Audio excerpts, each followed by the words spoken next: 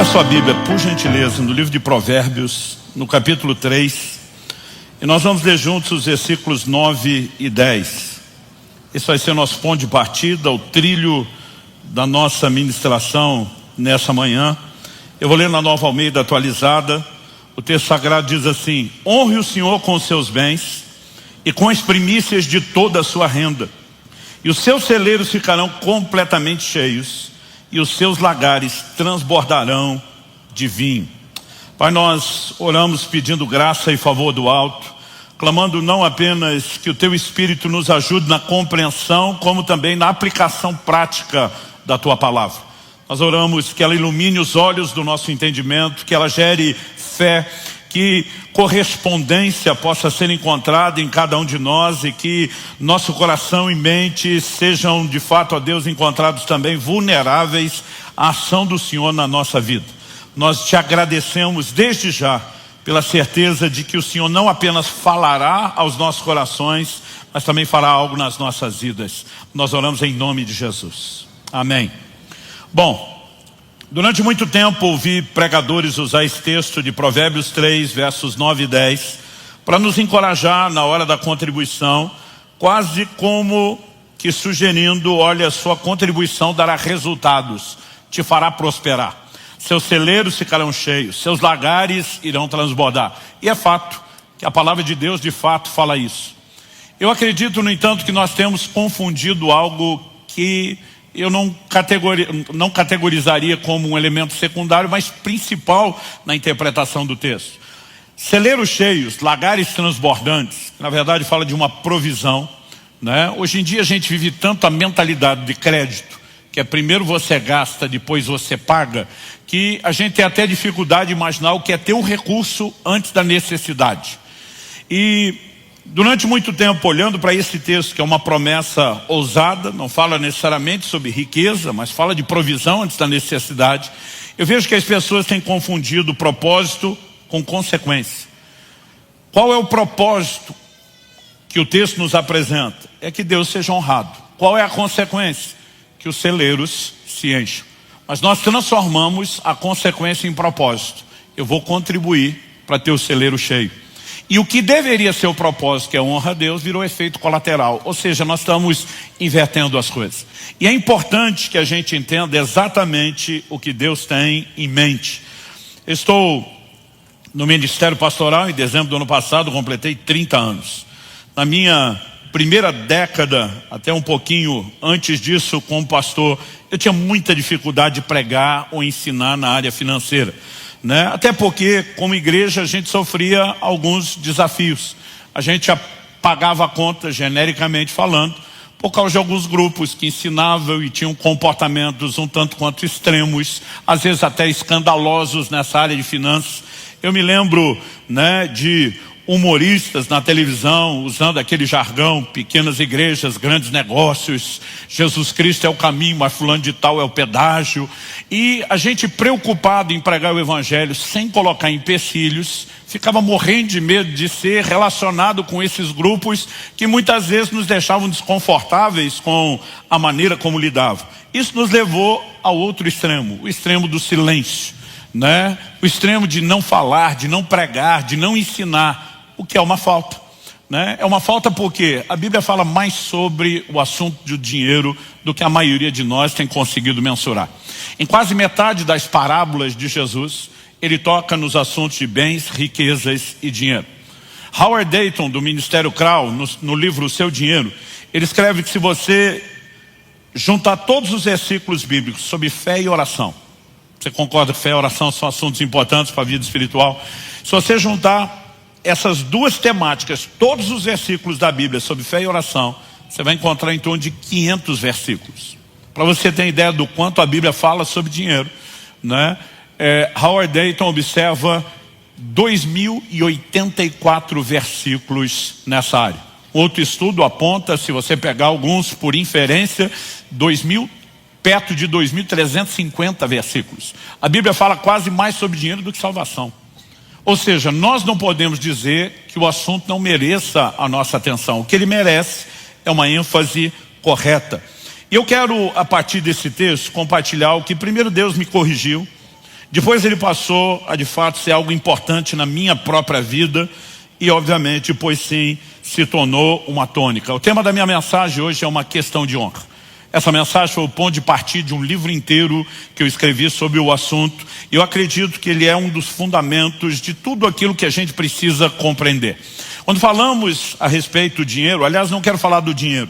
Eu quero falar da relação do cristão com Deus e o dinheiro. O ponto central, o ponto de partida é entender esse elemento da honra. E Provérbios nos apresenta exatamente isso. Deus, ele simplesmente propõe a mim e a você que não apenas o honremos, mas que nós o honremos com os nossos bens, com a nossa renda. Não é a única forma de honrar a Deus, mas você não vai ver nenhuma declaração tão clara, direta, objetiva, específica e contundente na Bíblia sobre honra a Deus, como essa que nós temos na área material e financeira. Não é porque Deus precise da honra. Eu sempre gosto de observar, Deus não é carente, Deus não tem problema de autoestima, Deus não tem necessidade de autoafirmação. Ele na verdade não tem necessidade nenhuma. Ele é um ser absoluto, completo em si mesmo. E o apóstolo Paulo, pregando em Atos 17, em Atenas, ele diz que Deus não é servido por mãos humanas como se necessitasse de coisa alguma. Então não há nada que eu e você possamos fazer que seja uma necessidade de Deus. Muitas dessas ordenanças de Deus têm mais a ver conosco do que com Ele mesmo. A honra, eu tenho entendido isso pela palavra de Deus, nessa área material e financeira, ela será na minha e na sua vida um efeito regulador na maneira como lidamos não só com Deus, mas também com a questão financeira. Tenho também entendido na Bíblia que não adianta apenas você fazer a coisa certa, mas Deus espera que a gente faça a coisa certa do jeito certo. Então, por exemplo, Tiago capítulo 4, verso 2 diz: nada tendes porque não pedis. Tem muito crente que não recebe de Deus porque não ora.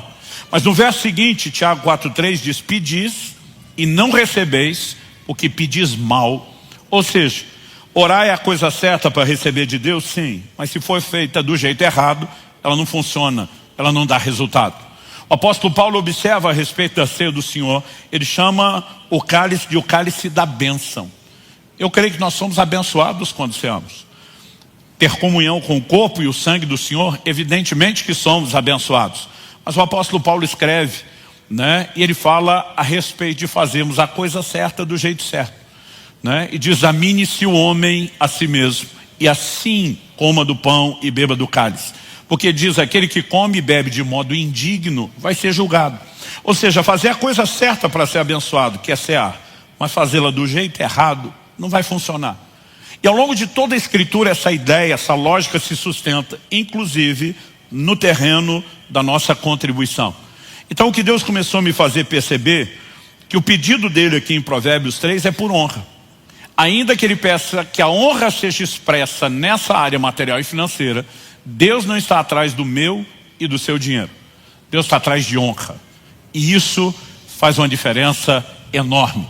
Então, eu quero começar dando esse destaque, porque Provérbios é um de vários textos. Se você puder me acompanhar agora em Malaquias, no capítulo 1, eu quero ler com vocês dos versículos 6 até o versículo 10.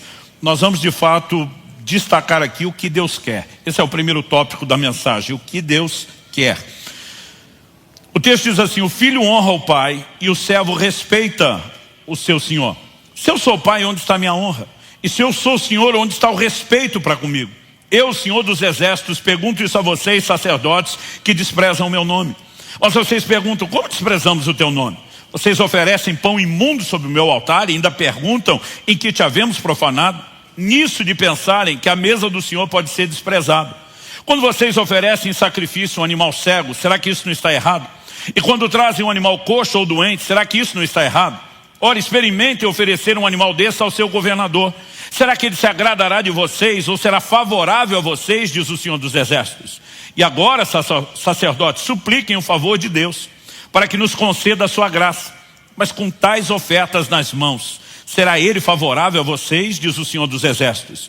Quem dera houvesse entre vocês alguém que fechasse as portas do templo, para que não se acendesse em vão o fogo do meu altar. Eu não tenho prazer em vocês, diz o Senhor dos Exércitos, nem aceitarei as suas ofertas. Quando olhamos para essa declaração que Deus, por meio do profeta Malaquias, faz, evidentemente, o destaque e a ênfase aqui fica por conta do assunto da honra. O filho honra o pai, o servo honra ao seu senhor. São os dois níveis de relacionamento que a Bíblia afirma que nós temos com Deus. Ele é nosso pai, nós somos seus filhos, ele é nosso senhor, nós somos seus servos. Deus está dizendo, tanto o filho honra o pai, quanto o servo honra o seu senhor. Então ele diz, se eu sou pai e senhor, cadê minha honra? Então a cobrança de Deus aqui não é sobre ofertas. Aliás, ele está falando a um povo que ofertava. Então Deus não está cobrando oferta, porque se o que ele esperasse fosse oferta, a oferta supostamente já teria sido entregue. Mas Deus está dizendo, o que eu esperava é que as ofertas de vocês me dessem honra. Mas as ofertas de vocês não estão expressando honra. E basicamente o que Deus fala nos versos 9 e 10 é, se vocês não vão me dar honra, não precisa dar nada. No verso 10 a declaração é, quem dera houvesse entre vocês quem fechasse as portas. Ele está falando das portas do templo. Deus diz, vocês estão acendendo em vão o fogo do meu altar. O modelo de adoração do Antigo Testamento era feito através do sacrifício de animais. Agora, Deus está dizendo, se vocês não vão me dar honra, não precisa nem acender o fogo do altar, fecha as portas do templo. Em outras palavras, vão parar com a brincadeira. Ou vocês me dão o que eu quero, ou não precisa dar, é nada. E esse foi o ponto de partida, onde Deus começou a me corrigir já há mais de 20 anos atrás. Ele começou a me fazer pensar a respeito daquilo que Ele realmente quer e daquilo que Ele espera de nós. O verso 9 diz, com tais ofertas nas vossas mãos, será que Ele será favorável a vocês? As traduções mais antigas de Almeida diz, aceitaria Ele a vossa pessoa? Algo que eu entendi pelas Escrituras é que quando Deus aceita, não é a oferta meramente, é o ofertante. Mas quando Ele rejeita, também não é meramente a oferta, é o ofertante. Você vai ler em Gênesis 4 que Deus se agradou de Abel e da sua oferta, mas que Ele não se agradou de Caim e da sua oferta. Então, o assunto das ofertas envolve não só a maneira como Deus nos olha, como Deus nos trata, mas envolve também uma expectativa específica. Qual é a expectativa? Deus está dizendo, eu espero que vocês me deem honra. O que significa honra? Se você olhar no dicionário, você vai descobrir que honra é o ato de honrar. Se você buscar a definição do verbo honrar, significa distinguir, fazer distinção, fazer diferença. Basicamente, Deus está dizendo, eu quero que vocês me distingam. Eu quero que vocês façam diferença. Distinção. Distinção do quê? Esse é um ponto muito importante. Daqui a pouco nós vamos explicar ele de uma maneira mais detalhada. Mas eu mencionei aqui o fato de que Deus se agradou de Abel e da sua oferta, mas não se agradou de Caim e da sua oferta. Se o que Deus quisesse, se o interesse dele fosse na oferta, então supostamente qualquer oferta estaria boa. Porque a gente teria atendido o que Ele quer. O Senhor quer oferta, a oferta foi dada, o Senhor conseguiu o que queria. Mas quando você vê gente como Caim ofertando e Deus não aceitando a oferta, é evidente que Deus está dizendo o quê? Eu nunca quis a oferta. Eu queria a forma correta de você entregá-la. Aliás, é exatamente isso que a gente lê em Gênesis 4. Se você puder me acompanhe. Dos versos 3 a 7 a gente lê assim, aconteceu que no fim de um certo tempo, Caim trouxe do fruto da terra uma oferta ao Senhor. Abel, por sua vez, trouxe das primícias do seu rebanho e da gordura desse. O verso anterior diz que Abel era pastor de ovelha, mas Caim, seu irmão, era lavrador. O texto continua e diz, o Senhor se agradou de Abel e da sua oferta, mas de Caim e da sua oferta não se agradou. Caim ficou muito irritado, fechou a cara. Então o Senhor lhe disse, por que você anda irritado? E por que essa cara fechada? Se fizer o que é certo, não é verdade que você será aceito? Mas se não fizer o que é certo, eis que o pecado está à porta, à sua espera. O desejo dele será contra você, mas é necessário que você o domine. Quando Deus diz, se fizer o que é certo, obviamente o certo não era meramente ofertar, senão a oferta teria sido aceita.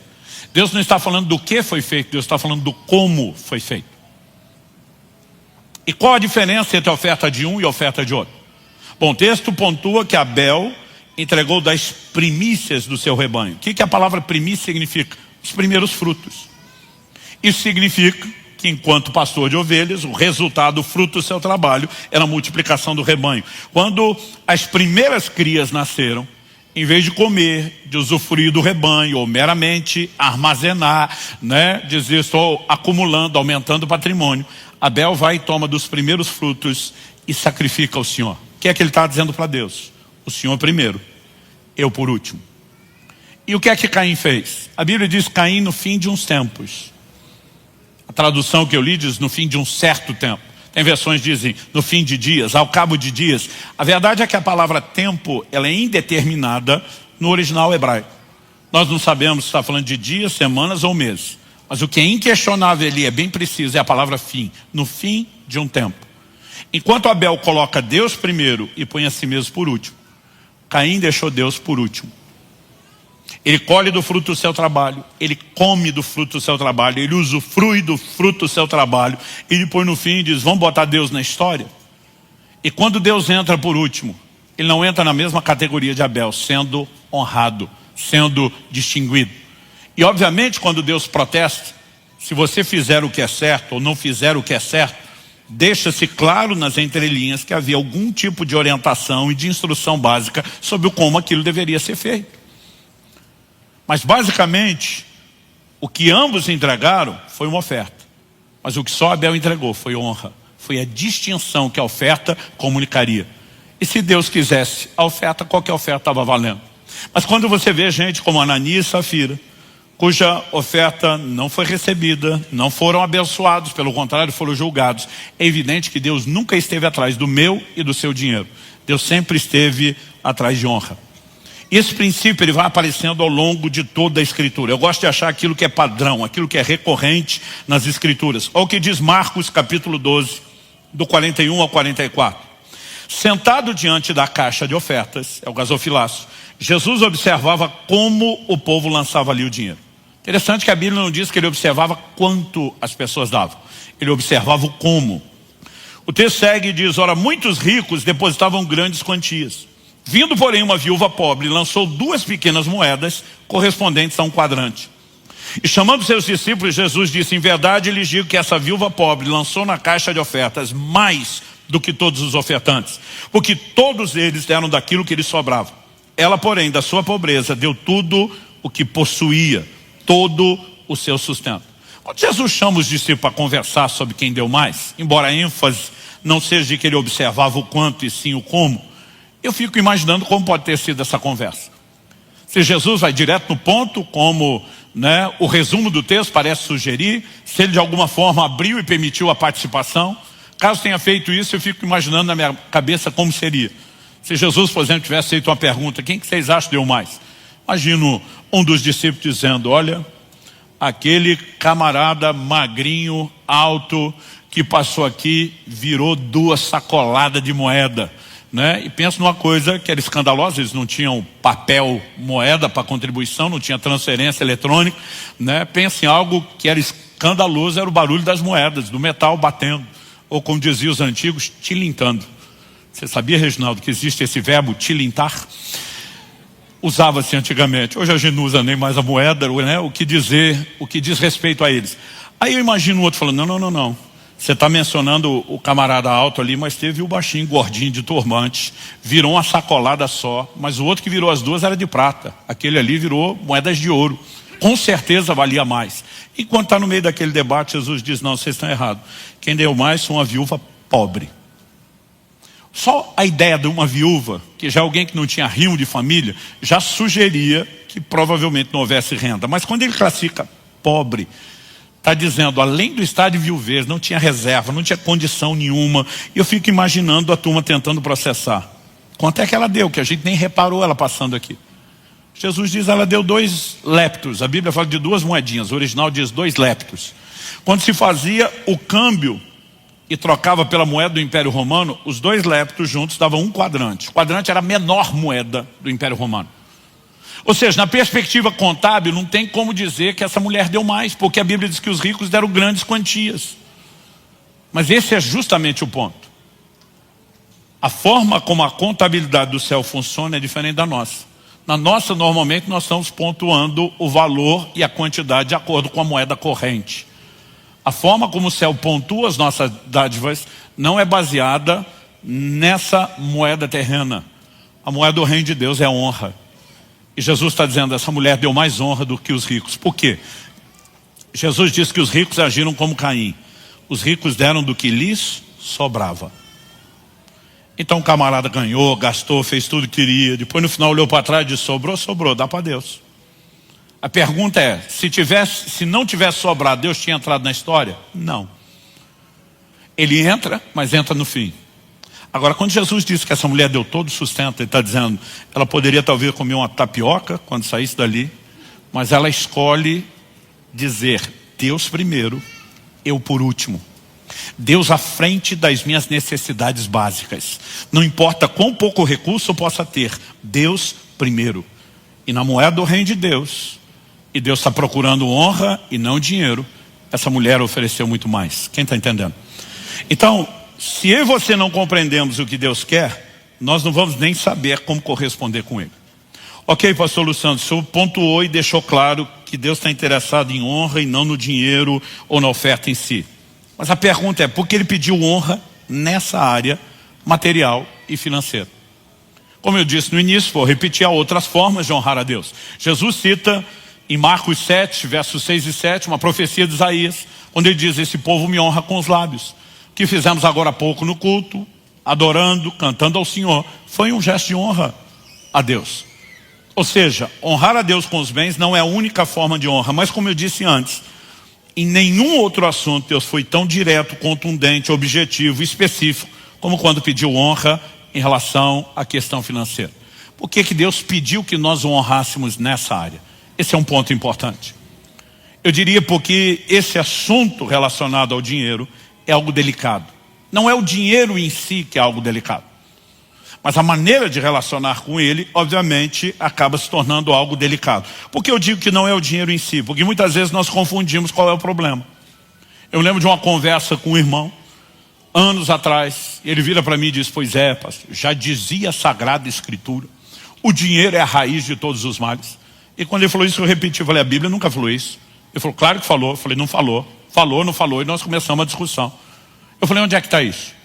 Não, está em algum lugar lá que se o senhor me ajudar a achar, eu sei que está lá, que o senhor já falou disso?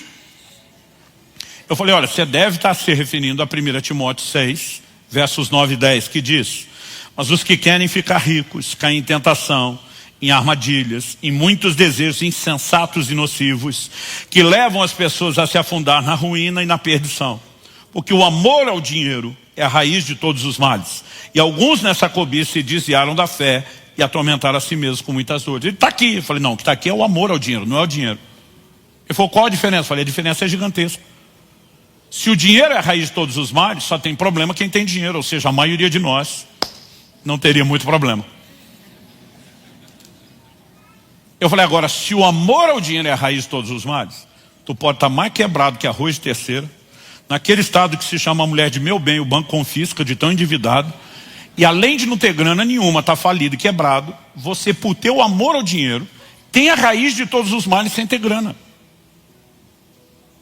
Então eu falei, não dá para você achar que o problema é o dinheiro. O problema é o que você sente pelo dinheiro, é a forma como você relaciona com ele. É aí que eu e você precisamos entender a definição de honra e o que Deus pediu. Se o verbo honrar significa distinguir, fazer distinção, Deus está dizendo, o dinheiro tem que ocupar um nível de importância e eu preciso estar acima na sua vida. Por que é que Deus fala disso? Em Mateus, no capítulo 6, no verso 24, Jesus diz, não podeis servir a dois senhores, não podeis servir a Deus e às riquezas. Nenhuma outra coisa foi tão claramente rotulada de um senhor, concorrendo com o senhorio de Deus no nosso coração, como uma relação errada com o dinheiro. E a gente não pode simplesmente olhar para isso e dizer, não é importante. Em Mateus, no capítulo 13, na parábola do semeador, Jesus fala no verso 7 que uma semente caiu entre espinhos, os espinhos cresceram e sufocaram a semente. O que é a semente? Jesus estava falando da palavra. Então, o que são os espinhos? Algo que tem o poder de sufocar a ação ou a operação da palavra de Deus na nossa vida. De abortar processos de Deus que deveriam ser para o nosso crescimento. Então, a pergunta importante é o que são os espinhos? No verso 22, Nosso Senhor explica os cuidados do mundo e a sedução das riquezas. Pense em algo que tem o poder de sufocar a ação da palavra de Deus na vida de alguém. Ou seja, nós não podemos dizer que a maneira como relacionamos com o dinheiro não é um assunto espiritual, porque vai afetar a nossa vida espiritual. Aliás, foi isso que Paulo pontuou em 1 Timóteo 6,9. Os que querem ficar ricos caem em tentação, armadilhas, desejos insensatos, nocivos, que levam as pessoas a se afundar na ruína e na perdição. No verso 10 ele diz que alguns nessa cobiça se desviaram da fé, atormentaram a si mesmos com muitas dores. Isso não significa que o crente não possa ter dinheiro. O que a gente tem que pontuar é que o dinheiro não pode ter o crente. Há uma diferença enorme entre uma coisa e outra. Salmo 62:10 diz: se as vossas riquezas aumentam, não ponhais nelas o coração. Então uma definição antiga de avareza é que o avarento não possui as coisas, são as coisas que o possuem. Então basicamente o problema não é o crente ter dinheiro, desde que o dinheiro não tenha o crente. É a forma de relacionar-se com isso que pode ou não ser problemática. Então estou dizendo isso porque Colossenses 3:5, por exemplo, diz que a avareza é idolatria. Uma pessoa que é apegada demais, dá muito valor ao que é material, ou seja, não faz distinção colocando Deus acima, ele tem um ídolo, um falso Deus, um outro senhor na sua vida. Então, basicamente, quando Deus pede honra, nós precisamos entender que Deus não estabeleceu um sistema de barganha ou de troca. É isso que eu digo que é problemático quando a gente vai ler Provérbios 3, se você honrar o Senhor com os seus bens, Ele vai te honrar de volta. Em 1 Samuel 2:30, Deus diz: eu honro os que me honram. Honra atrai honra. Mas aí o crente pensa assim: então vou honrar Deus para Ele me honrar de volta. É basicamente uma troca. E não foi essa a proposta de Deus. Eu gosto de colher as pérolas de sabedoria do meio do povo. Eu lembro de um culto, anos atrás, no início do meu ministério pastoral, onde, quando a reunião terminou, eu estava passando perto de dois que estavam numa conversa, e ouvi um falar para o outro: cara, tem algo que eu entendi sobre o dízimo que mudou minha vida, eu já diminui o passo para ouvir a história. Aí ele fala primeiro assim: eu aprendi que é melhor ficar com 90% depois de entregar os 10 e ter a bênção, do que tentar salvar os 100 e ter maldição. Aí ele fala assim: pô, dos males o menor. Eu pensei, essa é a grande verdade que mudou a vida dele, tipo assim, deixa eu ver onde é que eu perco menos. Então é melhor ficar com o orçamento do 90% dizimando e ter a bênção. Isso na verdade está mostrando só o quê? Um coração que continua avarento, que continua ganancioso, que está correndo atrás do que é interessante para si. E a maioria das vezes eu percebo que as pessoas simplesmente estão tentando usar os textos bíblicos para mascarar, justificar e alimentar valores que são errados no seu coração. Essa nunca foi a proposta de Deus. Deus não está dizendo: olha, se você me der um pouco eu te dou muito mais de volta. Seria o melhor negócio do mundo.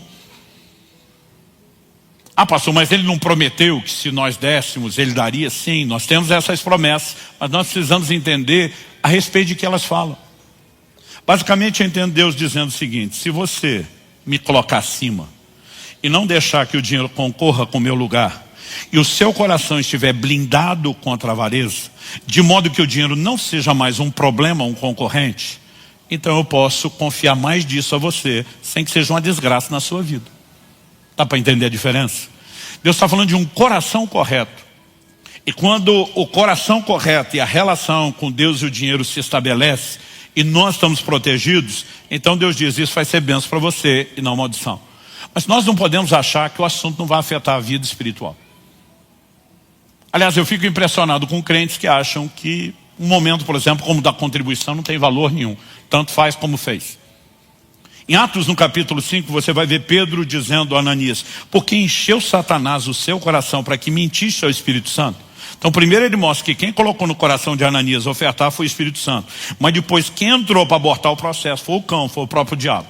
Deus e o diabo brigando pelo coração do homem na hora da oferta. Você acha que isso não é importante? Ninguém briga por algo que não tem valor, que não tem importância. Você não vai ver alguém na rua brigando por um pedaço de pão, um galho seco de árvore, porque ninguém briga pelo que não tem valor. Agora, Deus e o diabo disputando o coração do homem na hora da oferta, você acha mesmo que isso não tem valor? Quando eu olho para as Escrituras, algo que me chama a atenção, falando desse valor, é que você consegue mensurar o que é importante para Deus pelo tanto que o diabo luta contra aquilo. Pureza sexual é importante? É só ver o estrago da humanidade, você consegue deduzir que sim. Satanás e o reino das trevas não empenharia tanto esforço em dissociar algo se aquilo funcionando de forma correta não fosse importante para Deus. E aí quando você olha nessa perspectiva, basta você observar lá em Êxodo que quando Deus manda Moisés a Faraó com a mensagem: deixa meu povo ir, a mensagem é: deixa meu povo ir para que me adore. Qual o propósito final da redenção? Adoração. A nossa conexão de intimidade com Deus. Qual é a primeira reação de Faraó? E Faraó, na tipologia bíblica, é uma figura de Satanás. Ele que mantinha o povo, que viria a ser o povo de Deus, depois da Páscoa, ele que mantinha esse povo escravo. O Novo Testamento pontua que Jesus é o nosso Cordeiro Pascal. E assim como aquele povo sai da escravidão de um tirano e passa a ser o povo de Deus por causa da morte do Cordeiro, eu e você também deixamos de pertencer ao reino das trevas, deixamos de estar debaixo do controle de Satanás para sermos povo de propriedade exclusiva de Deus. O paralelo é muito claro. Então quando Moisés chega com a mensagem, deixa meu povo ir para que me adore, a reação inicial do faraó é, vão adorar coisa nenhuma. Assim como Satanás não quer ninguém adorando a Deus. Mas quando as pragas começam dizendo, você vai ter que se dobrar, Faraó começa uma negociação e ele apresenta 4 contrapropostas a Moisés. Uma após a outra. Elas começam de uma forma mais descarada, mas vão ficando cada vez mais sutil. Na primeira delas, ele diz para Moisés, por que é que vocês têm que sair do Egito? Adora aqui mesmo. Moisés diz, nós não vamos adorar aqui. Algo que eu e você precisamos entender que a adoração não é para escravos, é para livres. Você pode dizer amém? Ele diz, não vai rolar, no ambiente de escravidão não vai rolar adoração. O faraó olha para Moisés, então ninguém vai a lugar nenhum. E o Moisés diz, então praga para cima dos 6. E aí as pragas se intensificam. Aí o faraó recua e chama ele e diz, tá bom, não precisa adorar aqui, mas não vão muito longe. Moisés diz, nós vamos onde o Senhor ordenar a gente. Ele diz, então ninguém vai a lugar nenhum, então praga para cima dos 6. Daqui a pouco ele chama Moisés para a negociação e vem com outra proposta. Então tá bom, não precisa adorar aqui, nem perto. Mas ele pergunta, quem é que vai? Moisés diz, como quem que vai? Vai todo mundo. O faraó diz, não, os homens podem ir, mulheres e crianças ficam. Moisés diz, vai todo mundo. O faraó diz, então não vai ninguém. Então praga para cima dos 6. Aí qual é a última contraproposta? O faraó diz, tá bom, pode adorar, não precisa ser no Egito, não precisa ser por perto, pode ir todo mundo. Mas aí o faraó fala assim, mas os rebanhos ficam. É nessa hora que você vai ver a indignação que Moisés não manifestou antes. Eu brinco que Moisés, o estilo do carioca da Baixada, ele diria, o quê? Eu amo esse agudinho dos carioca. Caraca, maluco. Né? O quê? Ele diz, não vai ficar uma unha para trás. Por que Moisés está tão indignado na última contraproposta? Elas vão se tornando cada vez mais sutis e parecem não ser importantes, mas são. Então pensa comigo. Primeira resistência do diabo, não quero que ninguém adore a Deus, mas se eu puder atrapalhar a adoração, eu faço eles adorar no ambiente de escravidão. Se eu não conseguir, eu até deixo sair do Egito, mas não muito longe, não vamos romper. As duas primeiras contrapropostas, embora uma seja mais sutil do que a outra, elas dizem respeito à área da consagração. Mas se ele não conseguir atrapalhar aqui, ele vai tentar impedir que você adore a Deus em família. Ponha isso na sua cabeça. O diabo sempre vai tentar se opor ao plano de Deus para a família. Mas Deus está atrás de gente como Josué, bata o pé e diga, eu e a minha casa serviremos ao Senhor. Vai todo mundo adorar a Deus, vai todo mundo buscar a Deus. Não é para alguns. Agora, se você olhar para a tipologia e entender que Faraó representa Satanás, pensa no quão sério é adorar a Deus com os bens. A ponto de ele dizer, olha, eu não faço questão de impedir de adorar, eu não vou tentar fazer vocês adorar no Egito nem por perto, não vou mexer no terreno da consagração, não mexo com a família de ninguém, desde que eu impeça vocês de adorar a Deus com os seus bens. O que tem por trás disso? A ponto de ele dizer, eu desisto de brigar no terreno da consagração e da família, que são áreas que ele investe pesado e ataca, se eu conseguir amarrar você nessa área. É quase como se ele dissesse, se eu controlar essa área, não importa se você acha que está livre no resto. Eu te atrapalhei, eu te prejudiquei de qualquer forma. É quase como se ele dissesse, esse é o meu último reduto e controle na vida de qualquer pessoa. Isso significa que adorar a Deus com os bens não é algo tão insignificante quanto muitos de nós achamos ou acreditamos que seja. Isso é algo tão sério que mesmo no reino das trevas, você não vai ver nenhum tipo de culto sem oferenda. Não importa do que a gente fale. Você não vai achar um despacho encruzilhada sem oferenda. De alguma forma o reino espiritual trata disso com mais seriedade do que a gente, mas não diz respeito aos valores materiais, porque no reino espiritual isso não tem importância nenhuma. Diz respeito ao lugar de importância que essas coisas exercem no nosso coração.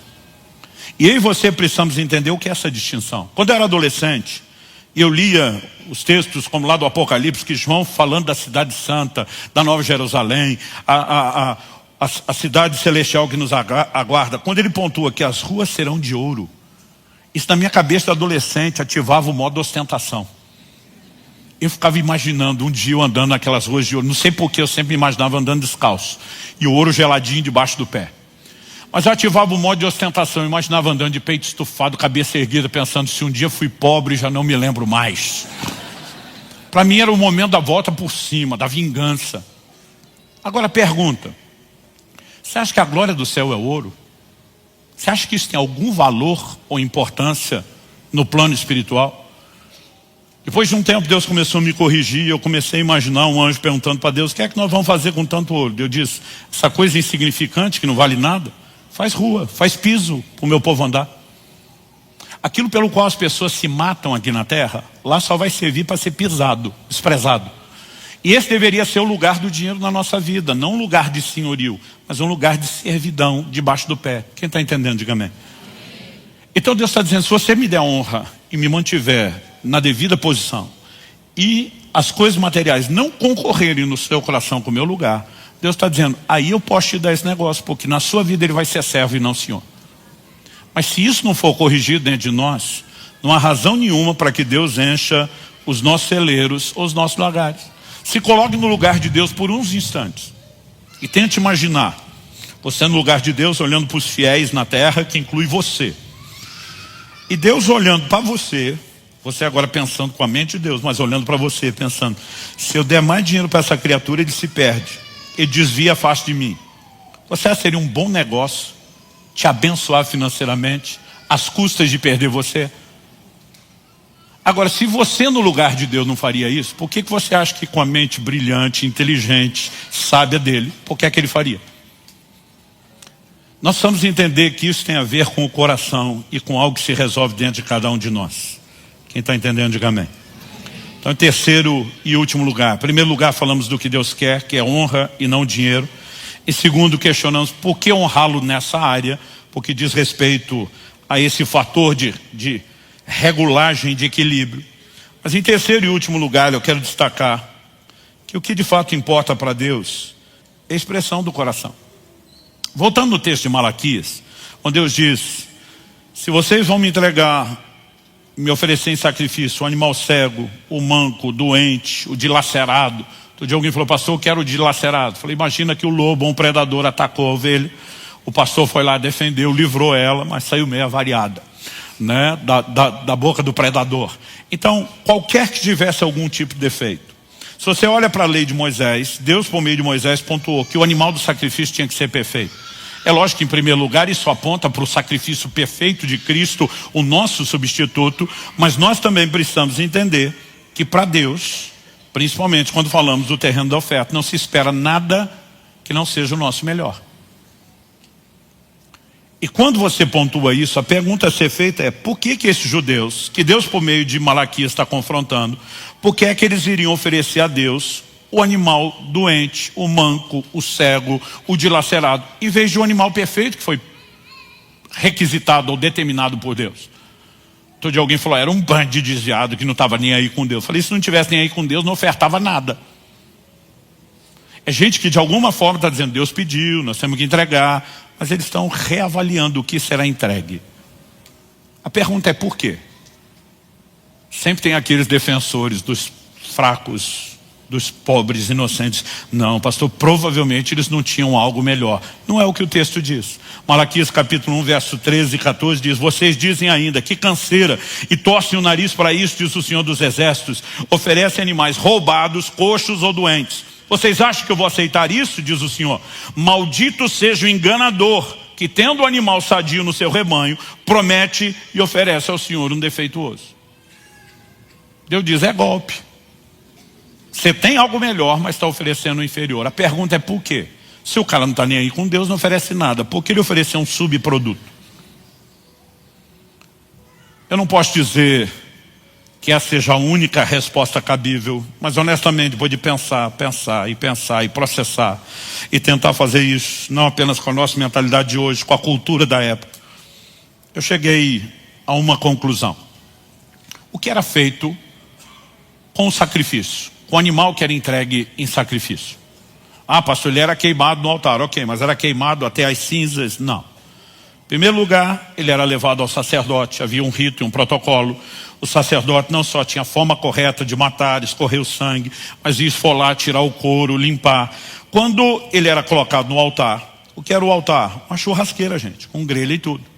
A gordura queimada era do Senhor, mas a carne era de quem? Uma parte era do sacerdote da sua família, a maior parte da carne era do ofertante, que comia com a sua família.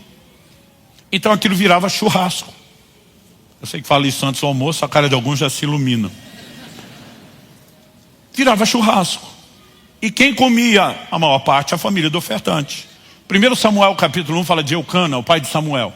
Diz que ele dava porção dobrada para Ana. Do quê? Da carne do sacrifício. Na hora de dividir a picanha, ele dizia: Ana, você vai comer o dobro, né? Então eles comiam churrasco diante de Deus. Agora eu fico imaginando esse cara na hora de entregar o animal. Ele olhava para o animal cego e pensava: lá no mercado isso aqui não dá preço nenhum. Mas ele olhava para o bom e dizia: esse vende por algo melhor. Aí ele pensava: qual que eu vou entregar para virar o churrasco? Gente, na hora de comer a picanha faz diferença? Se o animal enxerga bem, se é míope, se é cego? Não. E de repente a pessoa pensava: vai virar churrasco mesmo? Qual é a diferença? Mas o que era só o efeito colateral passou a ser tratado como propósito. O propósito não era comer churrasco. O propósito era oferecer a Deus o melhor. Comer churrasco era efeito colateral. Mas muitas vezes nós transformamos o propósito em efeito colateral e o efeito colateral em propósito. E é aí que nós erramos. Quando você pensa que aquilo era algo a ser entregue a Deus, então ao escolher o melhor animal, você está dizendo o que para Deus? O Senhor merece o melhor. Ao colocar Deus em primeiro e a gente por último, nós estamos estabelecendo o quê? A devida distinção de honra. Mas quando simplesmente tratamos essas coisas com desdém, nós estamos sabotando aquilo que deveria ser a essência. Em Marcos, no capítulo 14, nós temos um texto, eu quero encerrar com ele. Se você puder, acompanhe comigo. Evangelho de Marcos, capítulo 14, eu vou ler a partir do versículo 3. O texto diz assim: quando Jesus estava em Betânia, fazendo uma refeição na casa de Simão, o leproso, veio uma mulher trazendo um frasco feito de alabastro com um perfume muito valioso de nardo puro. E quebrando o frasco, derramou o perfume sobre a cabeça de Jesus. Alguns dos que estavam ali ficaram indignados. Observe a expressão indignados. E diziam entre si: para que esse desperdício de perfume? Esse perfume poderia ter sido vendido por mais de 300 denários para ser dado aos pobres. E murmuravam contra ela. Mas Jesus disse: deixem a mulher em paz, porque vocês a estão incomodando. Ela praticou uma boa ação para comigo, porque os pobres estarão sempre com vocês e quando quiserem podem fazer-lhes o bem, mas a mim vocês nem sempre terão. Ela fez o que pôde, ungiu meu corpo antecipadamente para a sepultura. Em verdade lhes digo que onde for pregado em todo o mundo o evangelho, também será contado o que ela fez para a memória dela. O texto nos mostra uma mulher, nós sabemos, cruzando referência dos outros evangelhos, se tratar de Maria de Betânia, irmã de Marta e Lázaro, que ela derrama esse perfume que a Bíblia chama não só de valioso, mas de muito valioso. Quando ela derrama o perfume, ela não só estragou o perfume, no sentido, né, de dar fim a ele, a turma classificou aquilo de um desperdício, como ela não deixou aproveitar nem o frasco, o vaso que ela de alabastro, ela também quebrou. E o povo, diz o texto, começaram não só a ficar indignados, mas começaram a murmurar. O original diz que bramavam contra ela. O que é bramar? Gritar. A atitude dela gerou indignação. Jesus tem que defender a mulher, deixa a mulher em paz. Ela fez uma coisa boa. Porque todo mundo está classificando de algo ruim? Porque eles estão olhando e dizendo é um desperdício. Por que eles estão pensando no desperdício? Alguém olhou e fez a conta. Nós não sabemos quanto ela pagou no perfume. Mas alguém fez a conta para vender depressa, de segunda mão, fazer dinheiro em cima, mais de 300 denários. Esse mais de 300 não é preciso. Pode ser 315, 330, 350.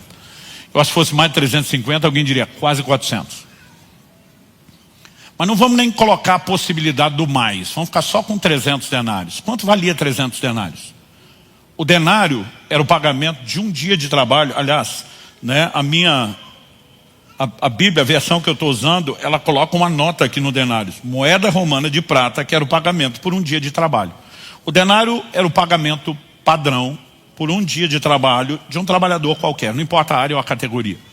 Isso significa o quê? O judeu trabalhava 6 dias por semana, descansava o sábado. Qual era a média de ganho semanal? 6 denários. Todos os 12 meses do ano deles, diferente do nosso calendário, tinham 30 dias redondos. Como a média de sábados por mês vai variar de 4 a 5, para facilitar a conta, vou deixar em 5.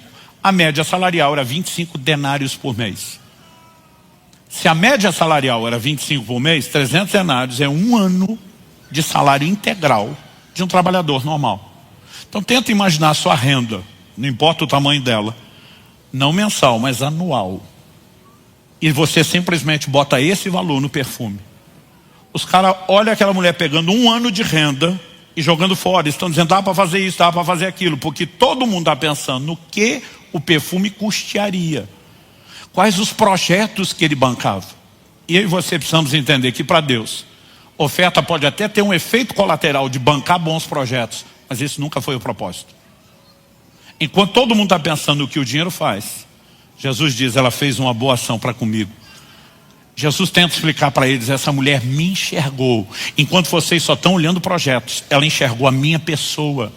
Olha o que Jesus diz, ela me ungiu antecipadamente para a sepultura. O que Jesus está falando é um contrassenso. O que significa ungir na sepultura? A nação de Israel morou 430 anos no Egito. E quando saíram do Egito, eles saíram com práticas culturais dos egípcios. Tenta imaginar um povo que viveu mais de 400 anos no Brasil. Você acha que não vai sair comendo feijoada e churrasco? Se morasse 400 anos aqui no sul, não iam sair tomando chimarrão? Então, eles saem do Egito com a prática que os egípcios tiveram, já era milenar antes deles passarem por lá, de embalsamar os seus mortos. Isso significa o quê? Que eles atrasariam o processo de decomposição, permitiria que o corpo fosse velado por mais tempo, que os restos mortais durassem mais, enfim, a lista vai longe. Mas só fazia sentido embalsamar depois que morreu, porque enquanto está vivo não tem processo de corrupção. Para que é que alguém ungia antes da morte? Um dos textos do Antigo Testamento mais citados no Novo em relação à ressurreição de Cristo é o Salmo 16. Não deixará sua alma na morte, nem permitirá que o seu corpo veja a corrupção. Algo importantíssimo que eu e você temos que entender é que nos 3 dias entre a morte e a ressurreição, o corpo de Cristo não se decompôs. A Bíblia diz que Lázaro com 4 dias cheirava mal. O corpo de Cristo nunca se decompôs. Então basicamente o que aquela mulher fez quando derrama aquele óleo não era um bálsamo que teria um efeito natural. O que essa mulher fez foi um ato profético. Ela está dizendo a verdadeira unção, o verdadeiro óleo, que é o poder do Espírito Santo, envolverá, protegerá esse corpo para que ele não sofra decomposição. Essa mulher enxergou o que ninguém enxergou, ela discerniu o que ninguém discerniu, e o que Jesus faz com ela é extraordinário. Ele diz, onde for pregado o Evangelho, verso 9, em todo o mundo, o que ela fez será contado para a memória dela. Então Jesus estava dizendo, em todos os lugares, todas as gerações, todo mundo vai saber o que essa mulher fez. Só para aprender com ela? Não, era mais do que isso. Jesus disse para a memória dela. Jesus imortalizou Maria de Betânia pelo seu ato. E diz, ela será lembrada em todos os lugares, em todas as gerações, pelo que ela fez. Quem mais você viu Jesus honrar dessa forma? Agora, se a gente seguir a lógica de 1 Samuel 2,30, eu honro os que me honram, e ele honrou essa mulher dessa forma, ele se sentiu muito honrado por ela. Eu lembro quando Deus começou a tratar desse assunto comigo, lá por 2001. Eu estava meditando nesse texto. E disse, por que você acha que o povo ficou tão indignado? Eu falei, é um bando de ignorantes que não entenderam o que essa mulher entendeu. E o Senhor falou no meu coração, disse, é fácil você falar isso hoje. Conhecendo o texto, o desfecho, o ensino. O Espírito Santo falou comigo, se você estivesse lá, teria feito a mesma coisa. Eu fiz minhas palavras de Pedro, de modo nenhum, Senhor. Eu não. Ele falou a segunda vez, se você estivesse lá, teria feito a mesma coisa. Eu falei, não. Eu não sei de onde a gente tira a ideia de que pode discutir com Deus. Ele está sempre certo.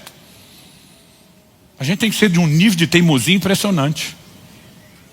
Quando eu falei pela terceira vez, de modo nenhum, eu não, eu tive uma visão. E eu não sei explicar exatamente o que aconteceu, mas eu assisti um filme dentro da minha cabeça.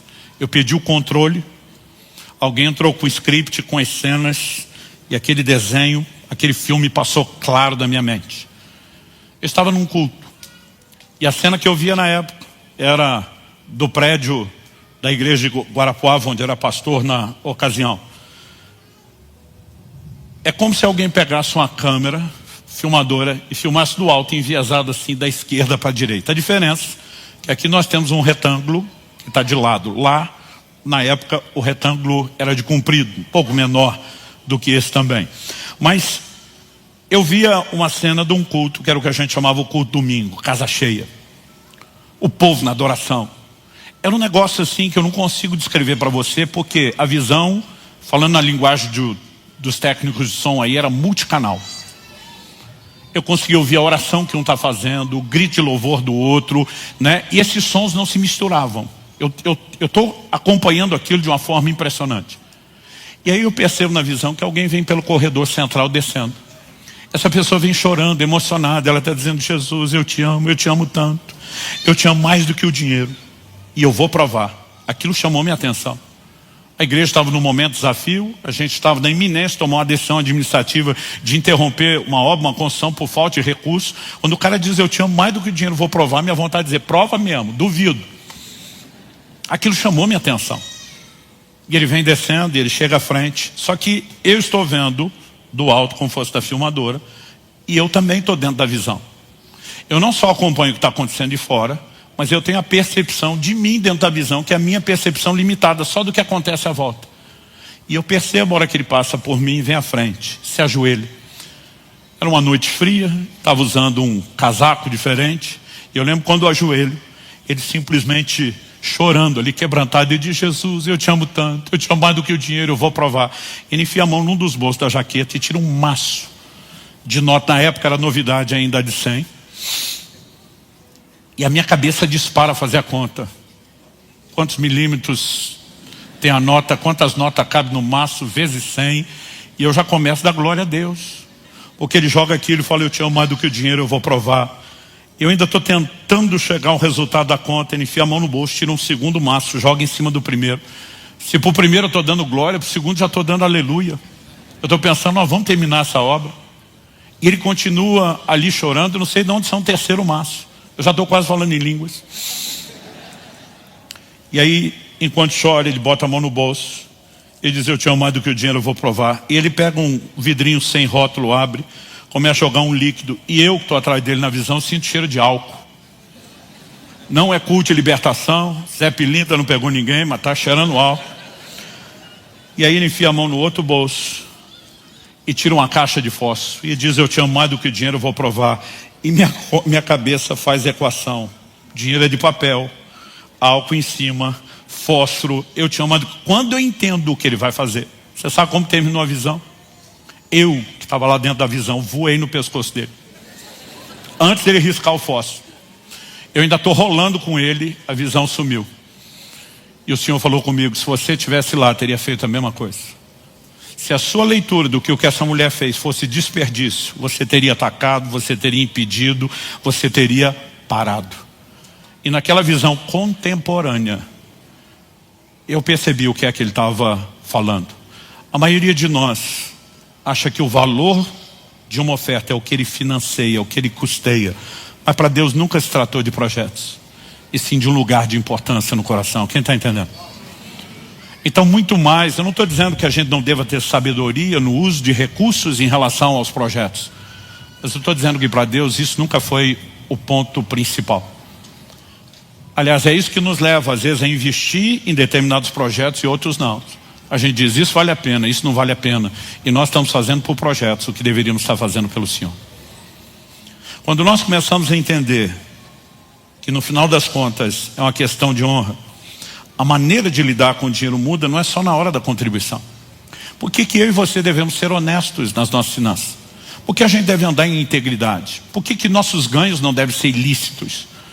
Por que nós não vamos mentir para ganhar dinheiro, ou lesar, enganar alguém para ganhar dinheiro?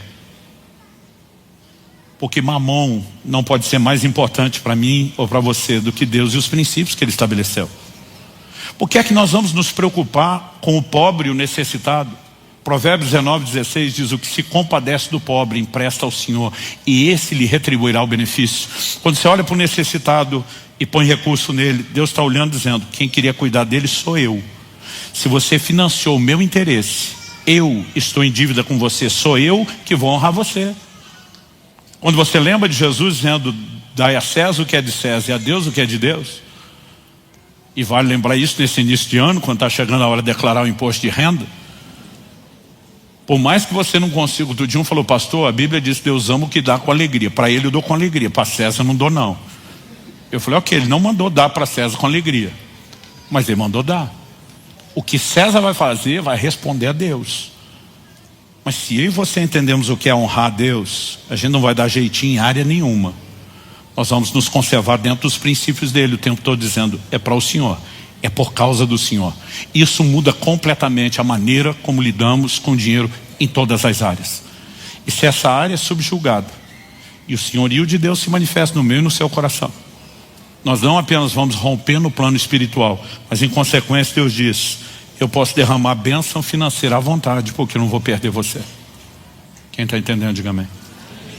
Então o cerne de toda a relação do cristão com Deus e o dinheiro continua sendo uma questão de honra. Feche seus olhos por um instante. Pai, nós te pedimos a capacidade de entender, não só no nível da razão meramente humana e mental, e não só aqui e agora. Nós oramos que aquilo que o Senhor começou não apenas continue depois do culto, mas cresça, possa se expandir em termos de percepção e discernimento dentro de cada um de nós. Nós oramos pela capacidade não só de entender os valores da tua palavra, mas de corresponder contigo.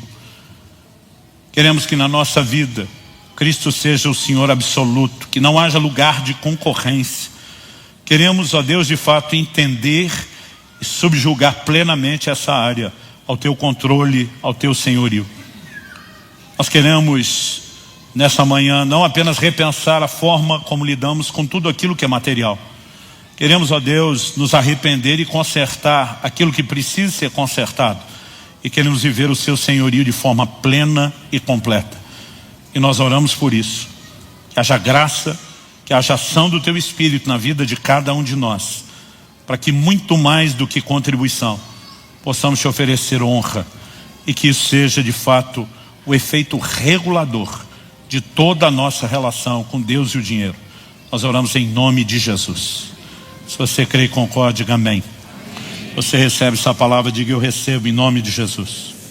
Confira esta outra linda pregação que pode tocar seu coração e inspirar sua fé.